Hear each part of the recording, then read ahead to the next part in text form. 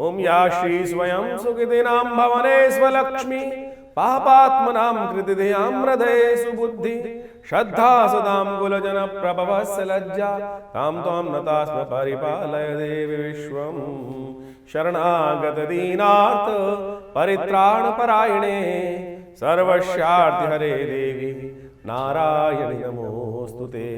नमस्कार, स्वागत है आपका आचार्य वाणी में। मैं आचार्य डॉक्टर विक्रमादित्य आपके साथ हूँ और आज का विषय हमारा है ग्रह नक्षत्रों के दृष्टिकोण से सिंह राशि वालों के लिए 16 तारीख रविवार का अवसर है, चतुर्थी तिथि है इस दिन। और ग्रह नक्षत्रों के दृष्टिकोण से यदि हम ग्रहों का योगायोग समझें तो बृहस्पति से दृष्ट होकर चंद्रमा लाभ की योजना बना रहा है। लाभ मिलने के पूरे संकेत मिल रहे हैं। कहीं ना कहीं बहुत सारी चीज़ों में लाभ की स्थिति बन सकती है, बस थोड़ा विजन बदलना पड़ेगा, देखने की दृष्टि बदलनी पड़ेगी। थोड़ा सा सूर्य और शनि को पीछे हटाना पड़ेगा। सूर्य एग्रेसिव, शनि जिद, इन दोनों को जरा पीछे हट लिए, यही युक्ति अपना लो तो सब कुछ कार्य बन सकते हैं आपके लिए। ग्रह नक्षत्रों के दृष्टिकोण से समझ लीजिए आप। चतुर्थी है इस दिन, कोशिश ये करें गणेश जी का स्तवन करें। गणेश जी ने क्या किया, सिद्धि प्राप्त करी। किस प्रकार से? भगवान शंकर, शादी की बात चल रही थी, कार्तिकेय जी तो हवा में उड़ गए भूमि प्रदक्षिणा करने के लिए, लेकिन गणेश जी के दिमाग में आई बुद्धि युक्ति कि मेरे पिता माता पिता की चक्कर लगा लिए, एक नहीं 7 बार चक्कर लगा लिए, बोले 7 बार घुमाया। यही बुद्धि गणेश जी से प्राप्त होगी। इसलिए गणेश चतुर्थी का दिन है, गणेश जी का स्तवन करें। आपके लिए ग्रह बिल्कुल अनुकूल चल रहे हैं तो आपके लिए अच्छा रहेगा। हमने विवेकानंद योगाश्रम में इस दिन गणेश यज्ञ रखा है, साथ साथ नवग्रह शांति महायज्ञ रखा है, इसका उपयोग कर सकते हैं। इस दिन तिल का दान, तिल के द्वारा हनुमान जी, गणेश जी का सुंदर स्तवन, उनके मंत्रों का यज्ञ सब प्रकार से कष्टों को हरने वाला है। आप भी यदि इस यज्ञ में भाग लेना चाहते हैं तो फ़ोन पर अपना स्थान आरक्षित कर लीजिए, कल्याणकारी योग बनेंगे, अच्छा रहेगा आपके लिए। 17 तारीख सोमवार का अवसर है और पंचमी तिथि इस दिन विद्यमान है। ग्रह नक्षत्र परिवर्तन की तरफ जा रहे हैं और ये परिवर्तन जो ग्रह योग दे रहे हैं, जाते जाते बहुत कुछ देखे जा सकते हैं। ऐसे में विशेष तौर पर सिर्फ वाणी का संयम ध्यान रखना है। वाणी पर अननेसेसरी मन जो है ना, वो वाणी के अनुसार ना चले, इस बात का ध्यान रखिएगा। बुद्धि जो है वो तैरे नहीं, विचार जो है तैरे नहीं, स्थिरता के साथ काम करने की ज़रूरत है। पुरुषार्थ के साथ, मेहनत के साथ स्थिरता से काम करने की ज़रूरत है। तो इस बात का आपको ध्यान रखने की ज़रूरत है। स्थिरता से काम कर लोगे तो बहुत अच्छा रहेगा। सोमवार का अवसर है, मन के मालिक भगवान जो शंकर हैं उनका स्तवन करने के दिन है, जिनके सिर पर चंद्रमा विराजते हैं। तो ऐसे में कोशिश ये करें, चंद्रमौली भगवान शंकर का ध्यान करते हुए उनका सुंदर अभिषेक दूध से करिए। आपकी राशि के दृष्टिकोण से सब प्रकार से शुभ के योग बन जाएंगे, वाणी की संयम भी प्राप्त हो जाएगा। 18 तारीख मंगलवार का अवसर, षष्ठी तिथि विद्यमान है और ये आपके लिए ग्रह नक्षत्र जो है योग बना रहे हैं, ये थोड़े खर्चे बढ़ाते दिखाई दे रहे हैं। पुरुषार्थ तो करेंगे आप, लेकिन क्या है, आपके जो खास तौर पे कुछ बदमाश अच्छे दोस्त भी होते हैं, कुछ बदमाश दोस्त भी होते हैं, कुछ अच्छे साथी होते हैं, कुछ आपका हित नहीं चाहते हैं। जो बदमाश वाले दोस्त होते हैं ना, वो आपका टाइम बर्बाद करने का प्रयास कर सकते हैं। तो ये समय ऐसा ही आ रहा है आपके लिए। कुछ योग हैं जो लोग आपके अच्छा नहीं चाहते हैं, वो आपके समय को अरे आजा, यहाँ जाए, वहाँ चलते हैं, वहाँ चलते हैं, ऐसी स्थिति बना सकते हैं। तो उनका ध्यान रखना है खाली, और थोड़ा स्वास्थ्य का भी ध्यान रखते हुए कार्य करोगे तो अच्छा रहेगा आपके लिए। इस बात का ध्यान रखते हुए कार्य करें। सुंदर रूप से इस दिन विशेष तौर पर कीलों का दान करना चाहिए, तो आपके लिए अच्छा रहेगा। 19 तारीख बुधवार का अवसर, सप्तमी तिथि विद्यमान है और ग्रह नक्षत्रों के दृष्टिकोण से योग जो चल रहा है वो पुरुषार्थ से मेहनत का योग बनता दिखाई दे रहा है। शिव का ध्यान करें, शिव का पूजन करें। शिव का पूजन आपके लिए बड़ा कल्याणकारी साबित हो सकता है। ग्रह नक्षत्रों के दृष्टिकोण से इस वक्त जो शादीशुदा लोग हैं उनको अपने जीवन साथी के स्वास्थ्य का ध्यान रखना चाहिए और आपके लिए अच्छा रहेगा। ऐसे ग्रह नक्षत्र योग बन रहे हैं। इसके साथ साथ थोड़ा सा मनोमस्तिष्क में बंधन उत्पन्न, थोड़ा सा क्या एक जगह पैरों में चक्कर लगा हुआ है, कहीं ना कहीं स्थिरता नहीं प्रदान कर रहा है।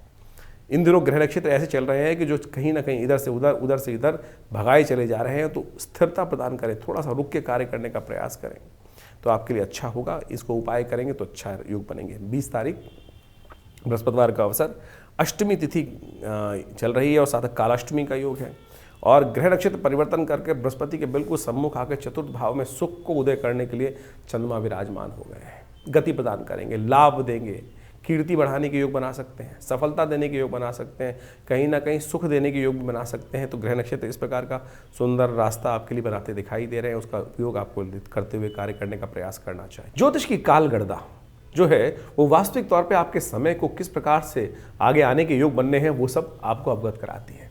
और इस क्षेत्र के अंदर जीवन में हम समय परिवर्तन की तरफ जाता है और हम आपके समक्ष समय समय पर आपके ग्रहों के परिवर्तन को देखते हुए, आपकी कुंडलियों को देखते हुए, आपकी राशियों को देखते हुए सारी विवेचना यहाँ उपस्थित करने का प्रयास करते हैं। बहुत सारे लोग अपने प्रश्नों को व्हाट्सएप के माध्यम से भेजते रहते हैं और कई तो बहुत सारे लिखते भी हैं लोग। देखिए ज्योतिष जो है ना, उसमें व्यक्ति जो है हर जीवन में परिवर्तन का, अब जन्मपत्री पर पूरी रूप से संवाद के बाद यहाँ पर इस चैनल के माध्यम से कुछ विवेचना उपस्थित करना तो बड़ा मुश्किल कार्य है। राशियों के हिसाब से एक गोचर का दृष्टिकोण जो वास्तविक तौर पे जन्मपत्री जो है 12 खाकी की ही है, और जो 12 खाकी है उनमें 12 राशियां पड़ी हैं।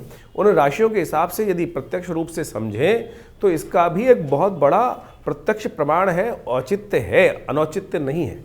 ऐसा नहीं है कि उसका औचित्य है ही नहीं, प्रैक्टिकलिटी है ही नहीं। बिल्कुल राशियों के अनुसार से बिल्कुल प्रत्यक्ष बहुत सारे चीज़ों को समझा जा सकता है। आपकी जन्मपत्री मूल रूप से है, बहुत कुछ है, लेकिन उसके बाद भी गोचर का प्रभाव जो राशियों के अनुसार से समझा गया है, बताया जाता है, वो बिल्कुल सबसाइड नहीं किया जा सकता है। उसको बिल्कुल प्रत्यक्ष रूप से प्रमाणित रूप से ही उपस्थित किया जाता है। हम प्रयास करते हैं इन समस्त बातों को आपके समक्ष अपने संवाद के माध्यम से रखें। समय समय पर परिवर्तन जो होता है उसका प्रभाव हर व्यक्ति पर पड़ता है, लेकिन देखिए मूल जन्मपत्री भी बहुत कुछ है।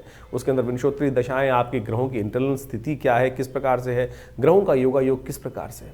अब किसी की व्यक्ति की कुंडली में दरिद्र योग पड़ा हुआ है, कष्ट वाले योग पड़े हुए हैं, जो उनकी दशाएं उस प्रकार चल रही हैं, तो गोचर में यदि शुभ ग्रह आ भी गया तो उसका प्रभाव मालूम ही नहीं चलेगा। और लोग ज्योतिष में जो राशियों के अनुसार से जो बताया जा रहा है उस पर प्रश्न चिन्ह लगा देते हैं। प्रश्न चिन्ह लगाना तो कहीं भी बड़ा आसान काम है। प्रश्न चिन्ह तो लोग भगवान पे भी लगा सकते हैं। प्रश्न चिन्ह तो किसी भी बड़े से बड़े कार्य करने वाले पे लगाए जा सकते हैं। तो हमारा आपके समक्ष एक सीधी सीधा वार्तालाप में यही बात कर रहे हैं कि ज्योतिष को प्रत्यक्ष रूप से समझने का प्रयास करें, और जितना सूक्ष्म जाएंगे, जितना ज़्यादा गहन अध्ययन के साथ उसमें डूबेंगे, तो प्रत्यक्ष हर चीज़ सामने सही सही रूप में आपकी समझ में आनी शुरू हो जाएगी।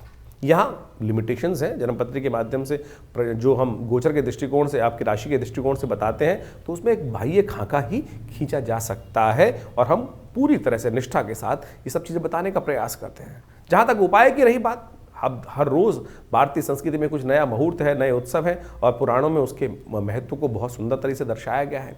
तो उन उपायों को आप समय समय पर समझ सकते हैं। लेकिन आज उपायों के नाम पर बहुत सारे लोग क्या है, केवल पैसे खर्च कराने के काम पे ही लग जाते हैं। बहुत सारे कुछ बड़े बड़े अनुष्ठानों में चले जाते हैं, कुछ हज़ारों रुपये खर्च करने की बात की जाती है, कोई नग धारण करने की तरफ चले जाते हैं। तो हम इन बात को समझें कि वो भी गलत नहीं है। अनुष्ठान बिल्कुल, पूजा मंत्र का जब बिल्कुल प्रत्यक्ष है, साथ साथ बिल्कुल प्रत्यक्ष कार्य करता है, असंभव का को संभव करके दिखा सकता है। नग भी इस प्रकार से असंभव को संभव करके दिखा सकते हैं, लेकिन वो वास्तविक तौर पे सही तो हो क्या? प्रकृति के अनुसार से इतनी बड़ी बड़ी माइंस हैं, उनमें पन्ना निकलता है, हीरा निकलता है, कितनी खोदने पर कुछ ही रत्न प्राप्त होते हैं। ऐसा नहीं है कि कोयले की तरह पूरा का पूरा ट्रक भर के उन रत्नों को निकाल लिया जा रहा है और वो पूरे पूरे।